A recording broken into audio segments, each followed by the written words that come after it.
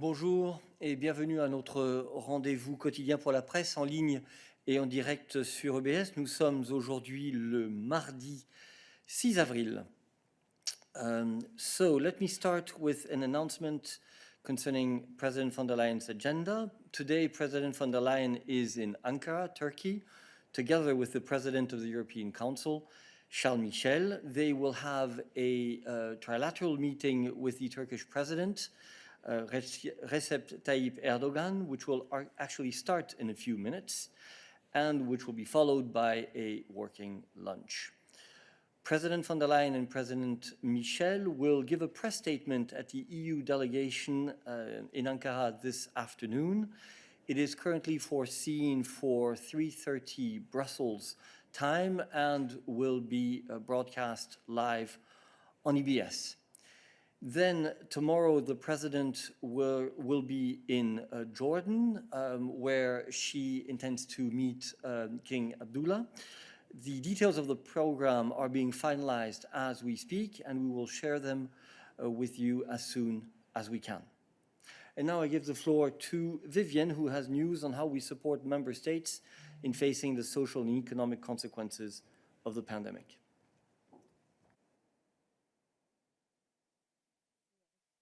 Bon après-midi.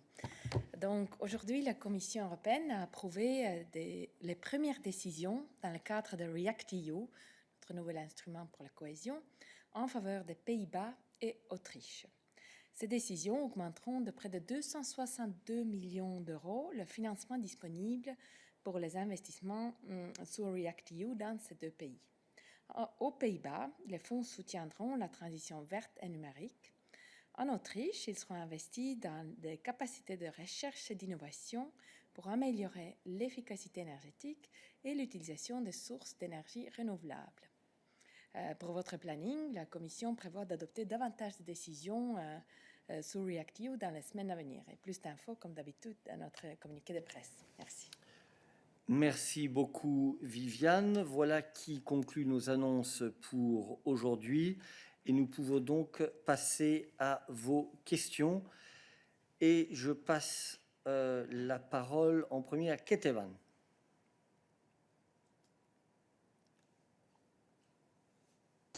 Can you hear me?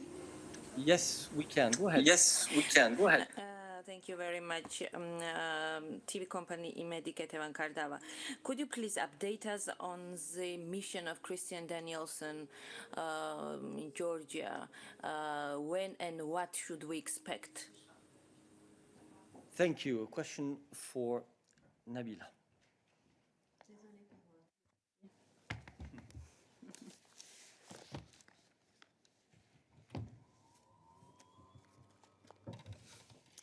Hello, Ketevan, and thank you for your question. On 31st of March, Mr. Danielson's second mediation mission in Georgia is in his capacity as President Michel's personal envoy came to an end without a resolution to the internal political crisis. There was no political will both on the side of the ruling and opposition parties to agree to a compromise proposal put forward. As we have said on several occasions over the past week, it is up to Georgia's leaders to step up the challenge and find a compromise. This continues to be the case. Mr. Danielson has reported back to President Michel and HRVP Borrell. There will be now an internal reflection on the next steps. That's what I can say. Thank you very much, Nabila. Are there other questions on foreign relations for Nabila today? So please only keep your hand raised if your question concerns foreign relations. Patrizia, you have a question on foreign relations.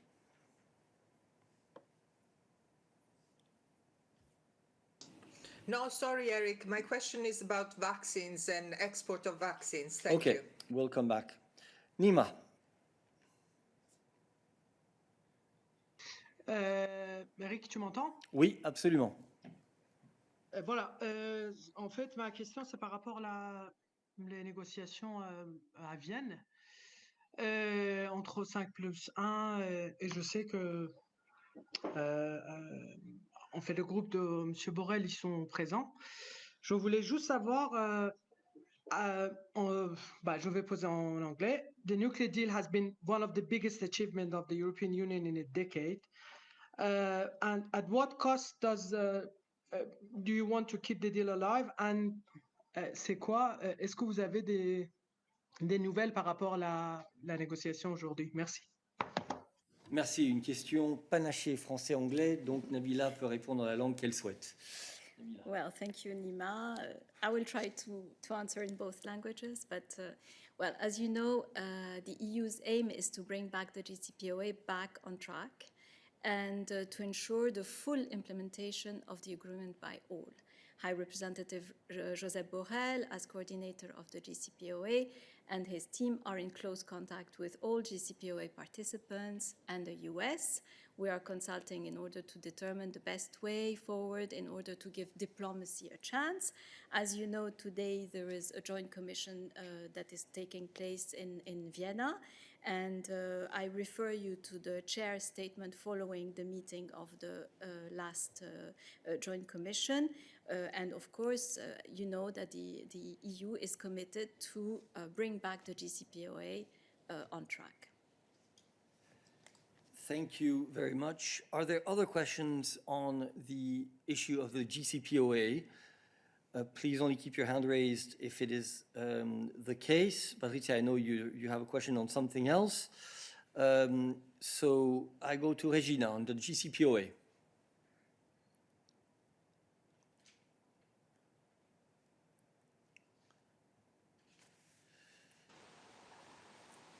Go ahead.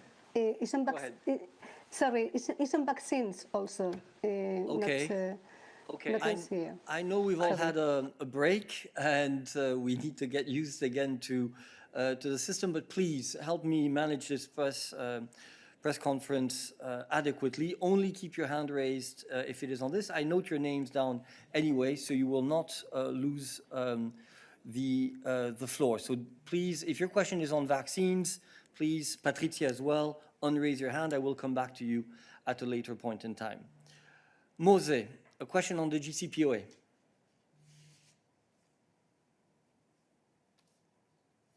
About this meeting in Vienna. First of all, what exactly is EU's role? It's not itself a signatory to the agreement, so will it act a kind of mediator to find a solution? And if so, does EU have any position on this very challenging target of how to, let's say, revive the agreement, which I suppose requires both that the sanctions by EU against Iran are lifted, but also that Iran returns to full compliance with the agreement. So does the EU have any strategy to somehow to synchronize or coordinate this? Thank you. Well, thank you, Mose, for your question. I mean, as you know, the EU is actually the HRVP Borrell is the chair and is the coordinator of the Joint Commission that is actually taking place today. And the EES Deputy Secretary General Enrique Mora is attending today the Joint Commission with, of course, the aim to go back and to find a solution that is to bring back the JCPOA. In line with the joint ministerial statement of 21st December, in the last Joint Commission, participants recognized the prospects of the full return of the US and the JCPOA and underlined their readiness to positively address this joint effort. And participants also emphasized their commitment to preserve the JCPOA and discussed modalities to ensure the return to its full and effective implementation. So the participants of during the last Joint Commission agreed to resume today's session in Vienna in present in order to clearly identify sanctions lifting and nuclear implementation measures, including through convening meetings of all the relevant expert groups. And in this context, the coordinator, which is Enrique Mora today, will also intensify separate contacts in Vienna with all GCPOA participants and the United States. Thank you very much. Are there other questions for us today on the GCPOA Commission meeting? Hans-Uwe.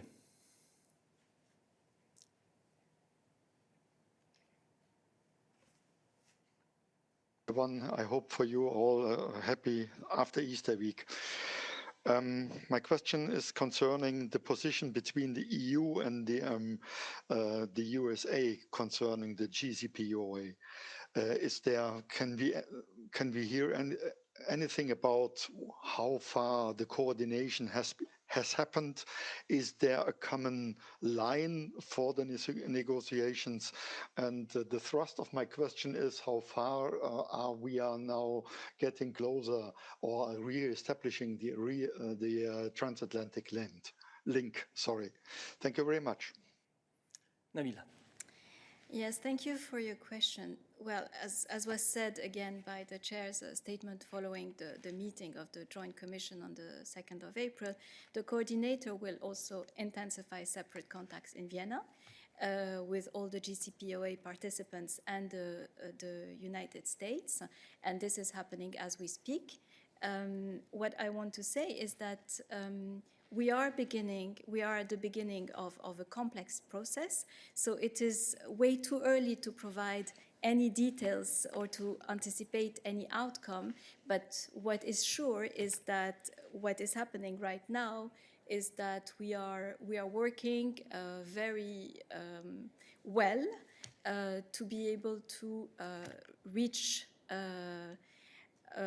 or to get back on track, or to get the GCPOA back on track. Thank you. We continue on the same issue. Christian.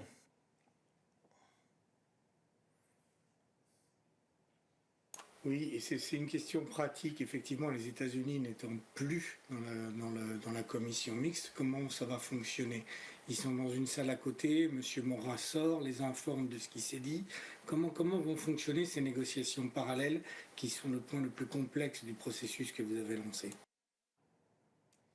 Merci Christian pour ta question. Ce que je peux dire, c'est que, et je ne pense pas que je puisse aller plus loin au niveau logistique, mais ce que je peux dire, c'est que le coordinateur, donc M. Mora, a des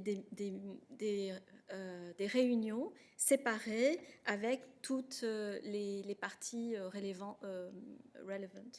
toutes les parties concernées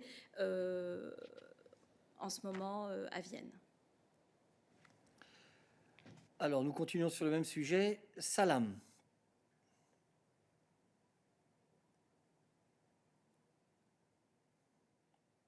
The meeting, it has to be at 12 o'clock exactly, but it was delayed or postponed until 2:30. Is it right? And what is the reason exactly?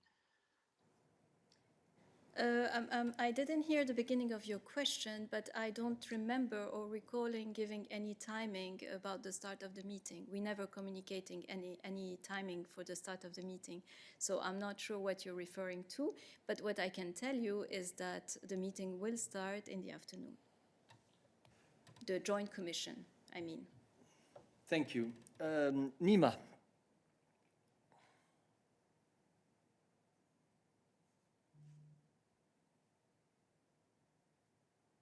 Nima, you have the floor.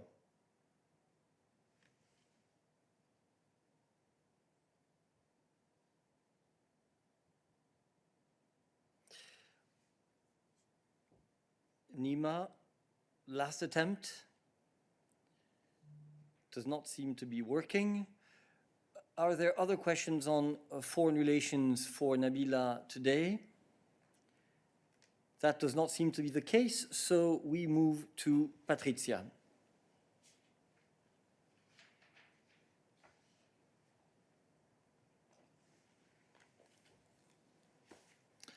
Patrizia.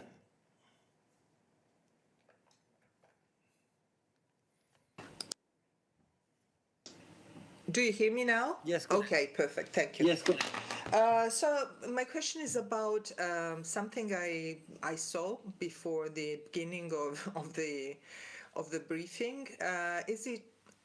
Is it true that the EU has blocked 3.1 million doses of AstraZeneca to Australia?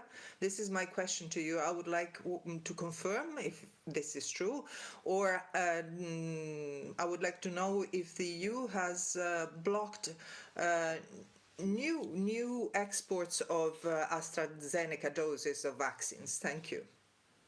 Thank you, Patricia. Look, I think you were given an update on the last day even on the last midday briefing last week, which was on Wednesday, with regards to export authorization requests. There was at that point in time only one request which had been refused, which is a well-known request to Australia, but for much, much smaller quantities, in which dates now back quite some time, and there has been no further development since then. So no, we certainly cannot confirm any new decision to block vaccine exports to Australia or to any other country for that matter. So we stay on the issue of vaccines, and I would like to go back to Regina, who had raised her hand at the time. Regina, are you still with us?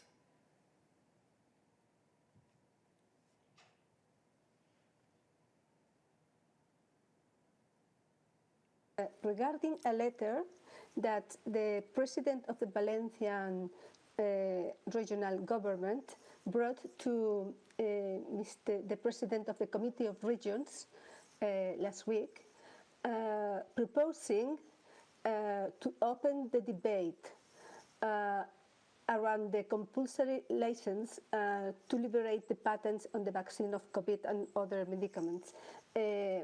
What is the position of the Commission in this issue, in the compulsory licenses? And also, if you received a question on this regard from the Committee of Regions or from the European Parliament? Thank you. I will give the floor to Balázs on this issue.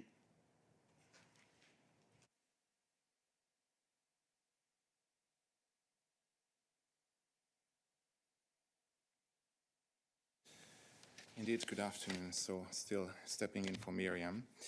And I have the following information to share on this particular issue. So the problems of access to vaccines will not be solved by waiving patents.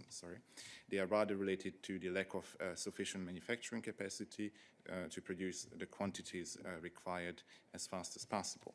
Now, on the Commission side, we very much welcome the statements of the new WTO Director General, Mrs. Okonjo-Iweala, who said the following on the matter. There should be a third way to broaden access through facilitating technology transfer within the framework of multilateral rules so as to encourage research and innovation while at the same time allowing licensing agreements that help scale up manufacturing of medical products. So we look forward to working under the leadership of the new Director General of the WTO, focusing on collaboration among companies to enhance licensing in order to use all the adequate manufacturing capacity, including in developing countries. And if I may add, we need to find as well measures that preserve the incentives to innovate and invest into the research related to health while disseminating the technology and know-how through collaboration between vaccine developers and producers.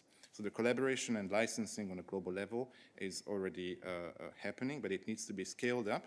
And intellectual property is, of course, a key factor in providing a clear legal framework that enables this collaboration. Thank you. And I will pass the floor to Sonia, who has some elements to add on the work of the task force in this area. Yes, many thanks, Eric. In addition of what Balázs has said, I wanted to add some elements because one of the aims or one of the tasks of the task force is to facilitate as well the transfer of technology and also to make sure that licenses are being passed smoothly from the owners to also the producers. And based on their work and the contacts with the manufacturers, I can say that there is no issue at all with the licensing. So there are a lot of voluntary cooperation between the manufacturers and the license owners and the producers. In that respect, we don't see any need for any compulsory action on the side of the member states or the EU. And also we have, as part of the HERA incubator mechanism, we have put in place a voluntary licensing mechanism. And this mechanism so far hasn't been triggered by any company because all the cooperation is taking place very smoothly and without any issue. Thank you. Thank you very much, Sonia. So we continue on the issue of vaccines. Athanasios. Good morning. Vaccination targets, rather, not the vaccines per se. So I was wondering, since now it's April, what happened to that other target? There was one target in the vaccination campaign strategy that we vaccinate the 70% of the adult population by the end of summer, and there was a secondary SAP target that mentioned the 80% of the population over 80 and those who are health workers. And that target was 80%. Where are we with that number? Did you get data from the member states? Do you have an idea of how close we are? Or did the setback with AstraZeneca actually throw us off track? Thanks. Thank you. A question for Stefan. Thank you very much, Athanasios. Indeed, there was a target of 80% for the 80-plus people and for the healthcare staff. You will see that the situation is followed carefully by the ECDC on the website. You will find more information. This being said, on the administration of the vaccine doses. You have to bear in mind, however, that there is a bit of a delay in terms of figures to the extent that the ECDC depends on the input that comes from the member states, and that can take a couple of days before we have the most updated figures. We see that indeed not all member states have reached this vaccination target. There may be different reasons, of course. You know that vaccination policies are policies of national competence, so it's up to the member states to make sure that the vaccinations take place in line with their strategy, in line with their priorities. We also have to bear in mind that, that at the beginning, it took a bit of time before the deliveries of the vaccines went to full speed, I would say. Now, in quarter one, 107 million vaccines have been developed, have been delivered, which should allow to ensure the vaccination of this particular target groups. And as far as the second quarter is concerned, we are counting on 360 million doses, which would then help us to achieve the 70% target, which is the second target you have referred to. Thank you. Thank you very much, Stefan. We continue on the issue of vaccines and vaccination, and I pass the floor to Virginie. Oui, bonjour. Bonjour. Vous m'entendez? Absolument. Vous m'entendez? Un expert de l'EMA a donné une interview à un journal italien en disant que maintenant, il leur semblait avéré qu'il y avait un lien entre la vaccination AstraZeneca et les accidents j'arrive jamais à le dire, bref, les caillots, les décès. Je sais bien que vous n'êtes pas l'EMA, mais est-ce qu'on va en savoir plus aujourd'hui? Est-ce que l'EMA compte nous parler, nous dire s'il y a des recommandations? Ils ne répondent pas au téléphone, c'est quand même un sujet assez majeur. Les pays sont en train de rechanger leur politique de recommandations sur le vaccin Astra, donc j'aurais bien aimé savoir ce que vous en disiez. Merci beaucoup.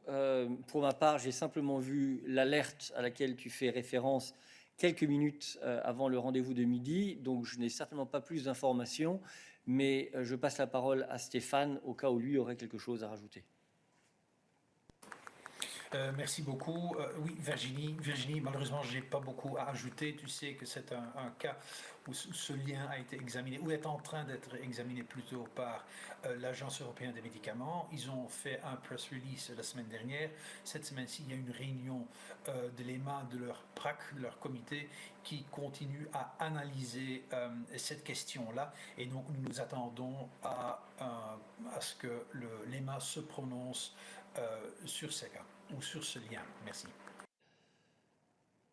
Griselda.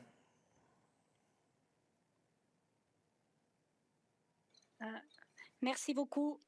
Je sais pas, j'ai d'autres questions sur les vaccins, mais est-ce que vous pourrez essayer de savoir si l'EMA pourrait arbitrer un système de conférence de presse d'accès ouvert, tel qu'on fait avec vous, pour être sûr que s'ils sont prêts à donner des explications approfondies sur ces vaccins AstraZeneca, on aurait tous le droit à poser des questions, parce qu'ils ont fait ça une fois, mais malheureusement, les restes de conférences de presse, bon, ils les nomment comme ça, sont d'accès assez restreint.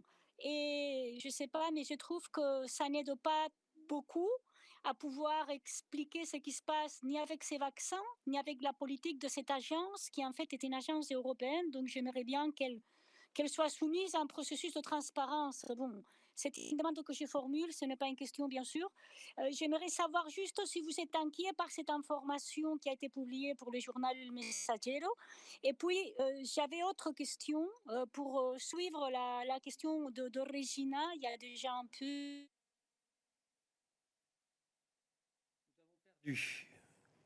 Sur la question, écoute, un follow-up à la question de Regina, je veux bien, mais je pense que nous avons vraiment donné toutes les informations que nous pouvions sur la question des brevets et notre position n'a pas évolué ces derniers jours sur la question.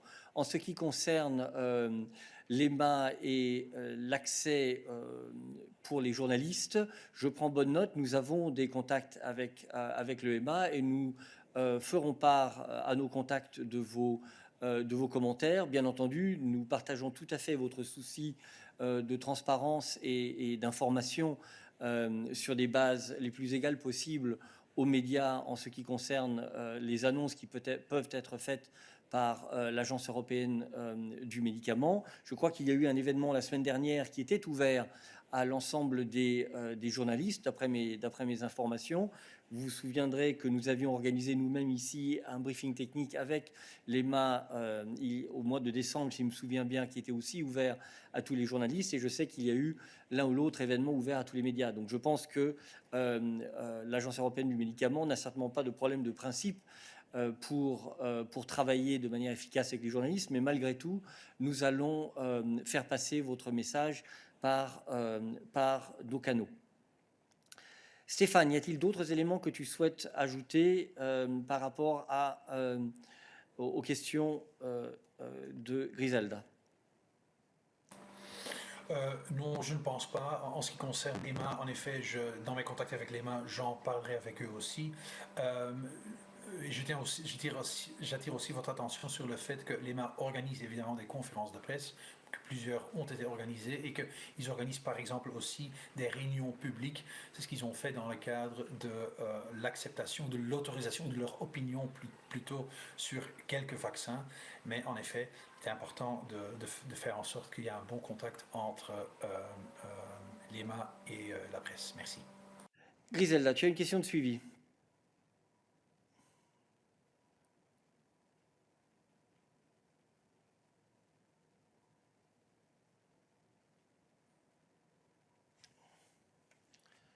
Griselda, non? Virginie, je vois que tu avais une question de suivi. Excuse-moi, je n'avais pas vu. Vas-y.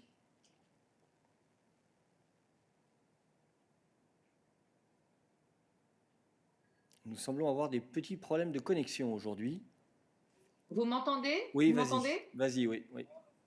Oui, je dis juste, je sais bien que c'est pas vous qui gérez l'EMA, hein, donc ça n'est pas un message à votre rencontre, mais on ne peut pas attendre 3 jours à partir du moment où ce monsieur a donné une interview dans la presse italienne, que vous savez à quel point le sujet des vaccins est éruptif, pour savoir ce que préconise désormais l'EMA à partir du moment où il est avéré qu'il y a un lien entre les décès et la vaccination. C'est juste pas possible. Voilà, donc je sais pas, mais... Merci Virginie, je crois que j'ai répondu à ton commentaire et à celui de Griselda. Nous partageons votre souci d'information claire sur les positions que peut avoir l'EMA. Je n'étais pas moi personnellement au courant de cette interview, mais nous allons faire passer le message à l'Agence européenne du médicament. Comme tu l'as dit toi-même, ça n'est pas nous qui gérons l'agence ni son travail avec les médias, mais effectivement, nous les incitons à travailler de la manière la plus active et ouverte possible avec vous. Je crois qu'ils ont organisé un certain nombre d'événements récemment qui vont dans ce sens et nous allons repasser le message. Alors, nous restons sur la question des vaccins. Mose, you have a question on vaccines.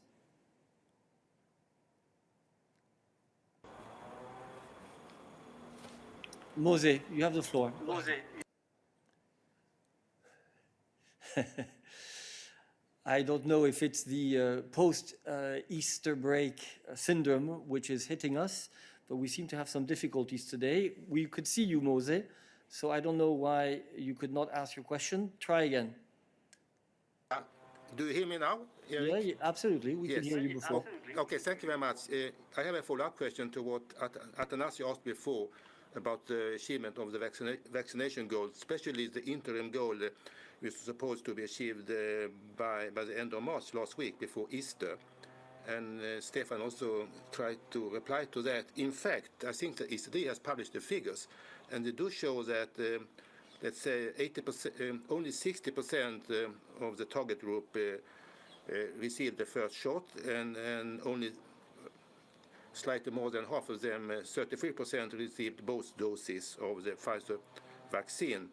And that brings me to the question, because I think we know that you only get about 50% immunity or effectiveness with the first shot, and then it takes about 2 weeks after the second shot to receive, let's say, more than 90%. And I think many member states have decided, let's say, to as a priority to vaccinate as many people as possible, and that means that they have to, let's say, extend the period, the interval between the first and second shots. And I asked that question also to Emma more than a month ago. I never received a reply from them if they have any position on that. So I'll come back to this question. Or is that totally up to the member states to decide how they want, let's say, to plan, I mean, the vaccination program and the time period between the two shots? Thank you. Thank you. If I understand well, your question relates to the time lag between the first and second shots and our position as to a possible extension of this time lag. I give the floor to Stefan. Thank you very much for this. As I've already had the opportunity to say several occasions, what is very important in situations like this is that we follow the scientific approach that is proposed or developed by EMA. So it's EMA that, because they have done a very thorough assessment of the different vaccines, the use of these vaccines is best placed to assess what is how to make sure that the vaccination of the first and the second dose take place in a way to be as effective as possible. So I think it is not up to the Commission to say whether it should be 1 week, 2 weeks, 3 weeks, or whatever number of weeks we have to follow here. I think the recommendations and the product notice, which is being prepared by the company and reviewed by EMA.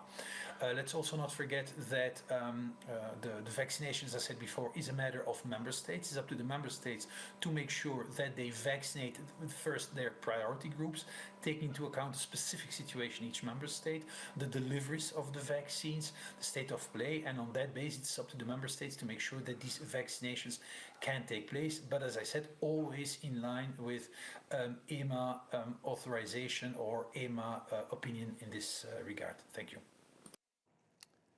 Thank you very much. We continue on the issue. Julien.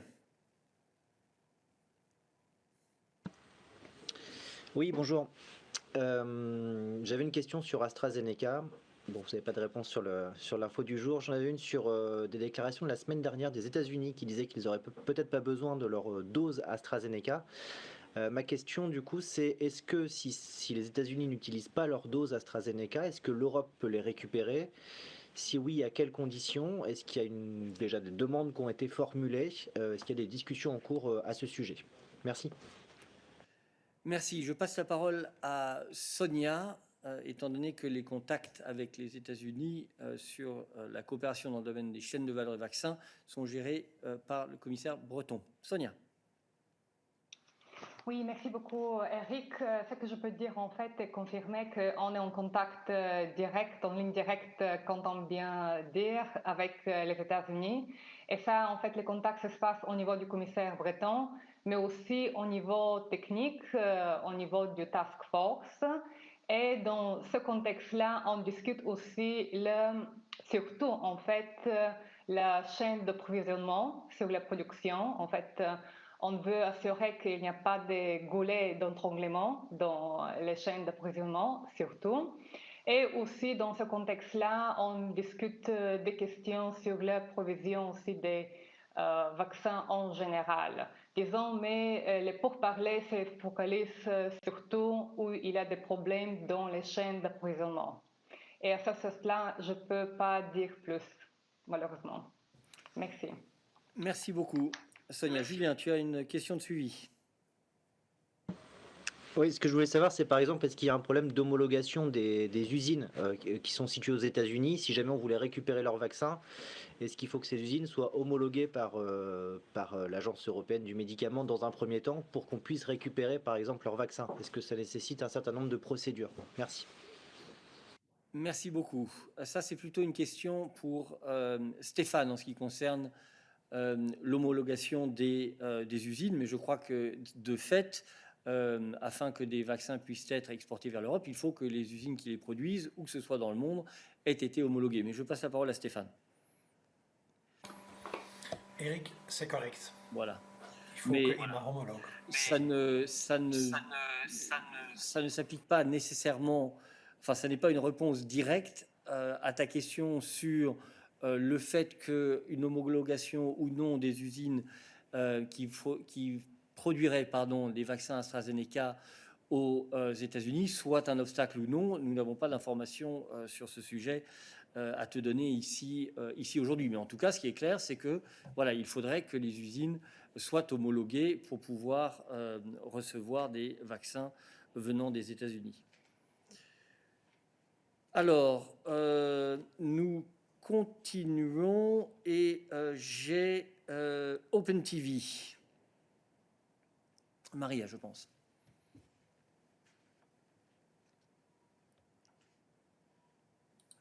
Vous m'écoutez?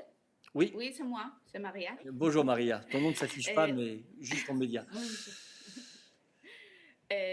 One question on EMA official again.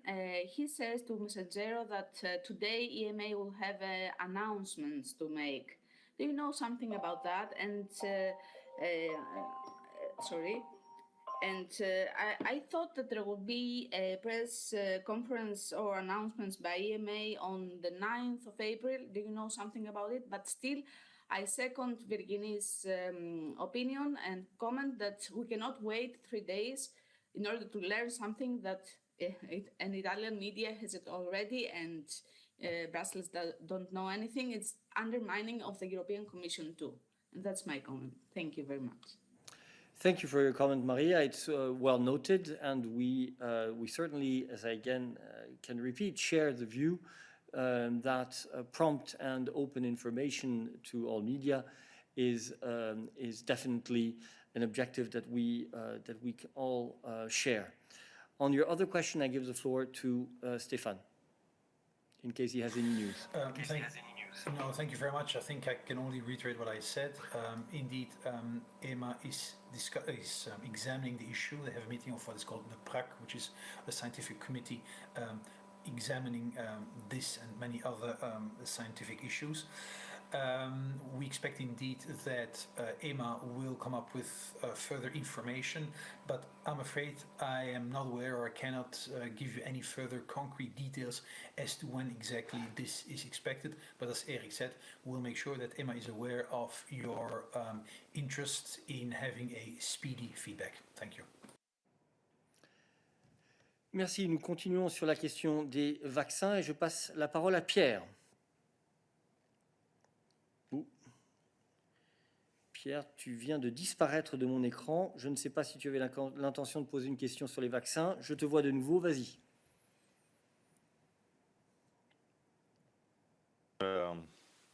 C'est bon, nous te voyons et nous t'entendons. Est-ce que mon micro est ouvert? Absolument. J'avais enlevé ma main parce que Stéphane vient de répondre exactement à la question que je posais. Donc voilà, si vous pouviez prendre à votre charge la communication de l'Agence européenne des médicaments, ça irait peut-être un peu plus vite. Merci pour ce vote de confiance. Je reviens à Griselda, qui visiblement avait une question de suivi que je n'avais pas vue. Griselda.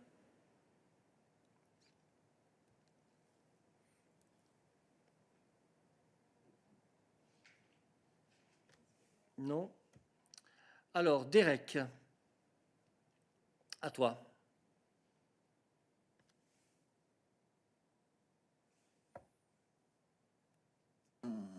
Reuters et Bloomberg. Vas-y, recommence s'il te plaît. Oui, bonjour. Reuters et Bloomberg évoquent ce matin une note interne de la Commission dans laquelle serait affirmé le fait qu'on pourrait atteindre une quasi-immunité collective fin juin. J'avais plusieurs questions. Qu'est-ce que c'est qu'une quasi-immunité collective? Est-ce que vous confirmez ce calendrier? Et puis, une remarque d'ordre plus général, est-ce que ce type de document pourrait de temps en temps être un petit peu rendu public? On les voit toujours passer sur Reuters ou Bloomberg avec un certain manque de clarté, alors que c'est des informations assez importantes pour tout le monde, y compris pour les citoyens. Il y a l'air visiblement d'y être question de projection sur la vitesse à laquelle chaque pays pourrait vacciner. C'est des infos qui me semblent assez importantes pour qu'elles soient à un moment ou l'autre rendues publiques, plutôt que distillé à travers, a fortiori, toujours les mêmes agences. Merci. Merci Derek. Sur ton point de méthode, tu sais très bien que nous ne commentons jamais les fuites, nous ne les encourageons pas non plus et bien entendu, nous rendons les informations publiques à partir du moment où elles nous semblent suffisamment stables et officielles pour que nous puissions justement les communiquer. Je vais passer la parole à Stéphane en ce qui concerne les objectifs de vaccination en général. Merci beaucoup, Derek. Tu sais que ce qui est important pour nous, c'est que nous atteignions cette immunité importante et c'est une des raisons pour lesquelles nous avons établi notre objectif de 70 ou 70% de vaccination de la population adulte.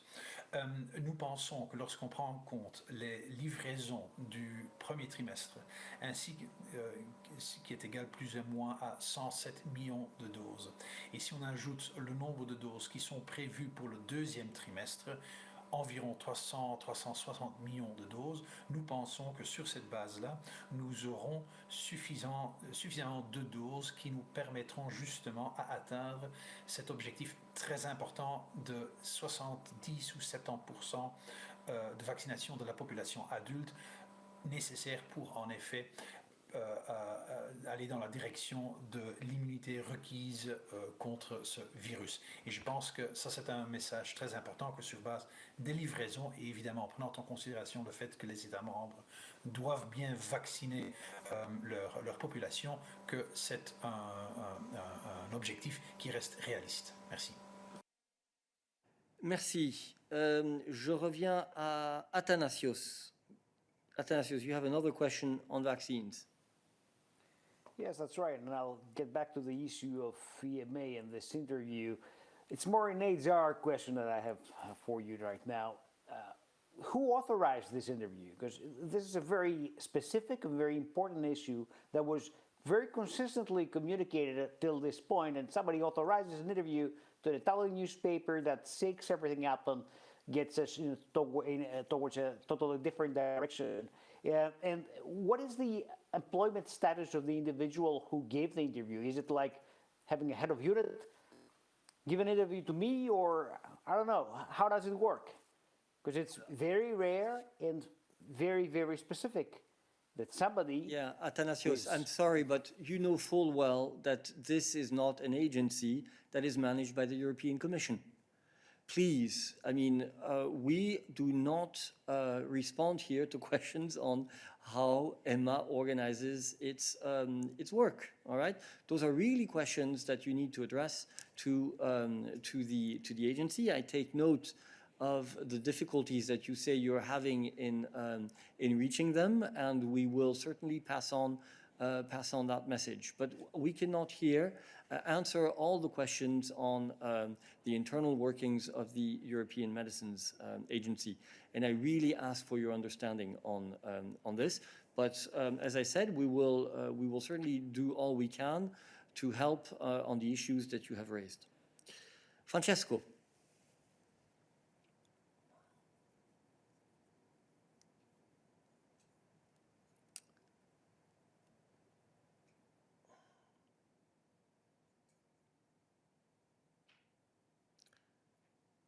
Francesco, you have the floor. It does not seem to be working. Press speak once again.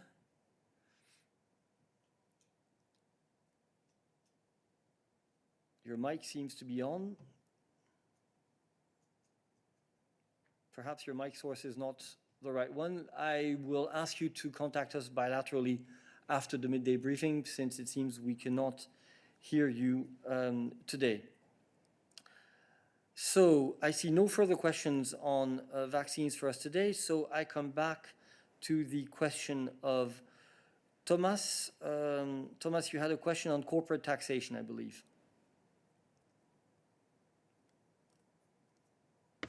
Correct. Yes. Hi, everybody. I was wondering if you have any comment on the U.S. administration now openly calling for a global minimum tax in order to avoid base erosion and profit shifting from the corporations. Thank you very much. Thank you. I believe that would be for Dan. Yes? Yes. Hi, Eric. Indeed, that's for me. Hi, Tommaso. Thanks very much for your question.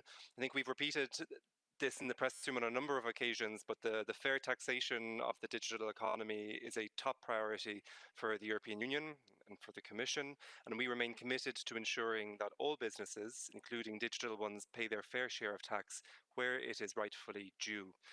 And it's in that context that we welcomed the strong support from all G20 finance ministers at the end of February for an agreement on both OECD pillars by July 2021. And to react and to reply to your specific question, we hope that the announcements by Secretary Yellen regarding the US position, withdrawing the safe harbor regime proposal and calling for a minimum corporate taxation rate, as you said, will spur a new momentum towards agreement on a consensus-based global solution by the summer. Now, I would just recall two further things. I would say that the credibility of the process must be preserved.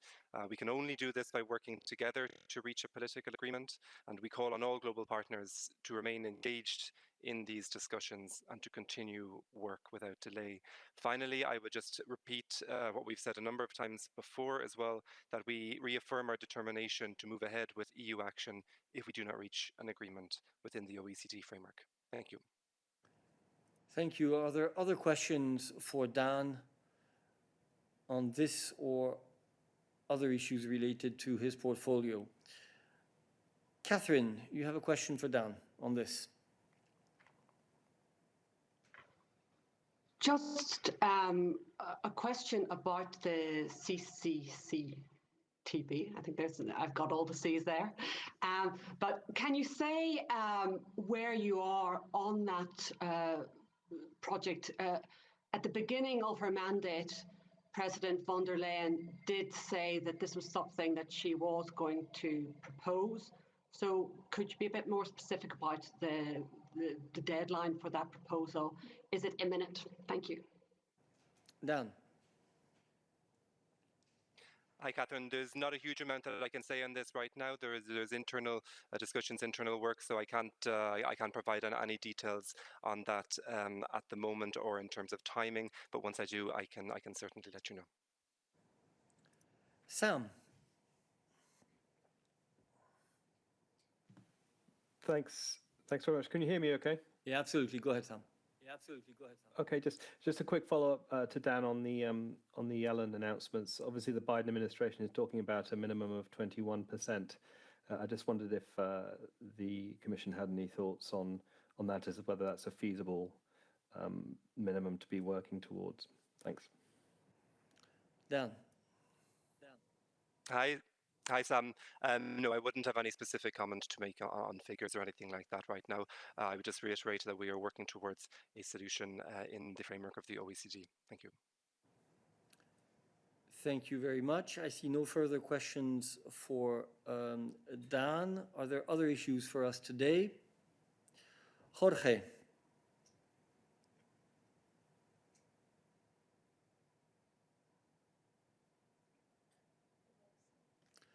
Can you hear me? Yeah, go ahead. Yeah, go ahead. Okay. Quick question: if you could update us on the recovery plans, whether any member states has sent the final version. Maybe I missed something, and also how many member states have ratified the recovery fund, the own resources decision. I think it was like 16, 17. Thank you very much. So it's still 16 from what Balázs is telling me. So there is no change there. And on your first question, unless I'm wrong, it's Dan. Huh? Yeah, exactly. It's Dan who's covering for Marta on this. Yep, back to me. Jorge, no, I don't have any specific point to make on this. I think Marta has already mentioned before, and you've certainly heard from us, that the Commission has received draft plans from member states. We continue to engage in intensive dialogue with them, but I don't have any specific update to make on final plans as of this stage. Okay, thank you very much. I see only one hand raised, so we will go to Thomas.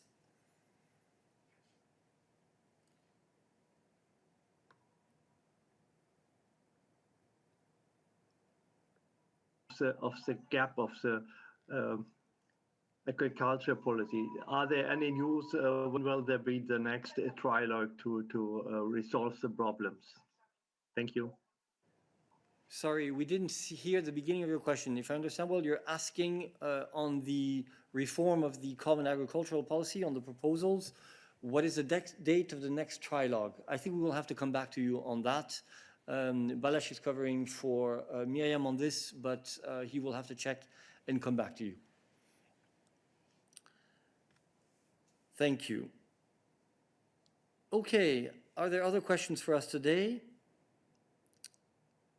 I do not see any, so thank you very much and see you tomorrow.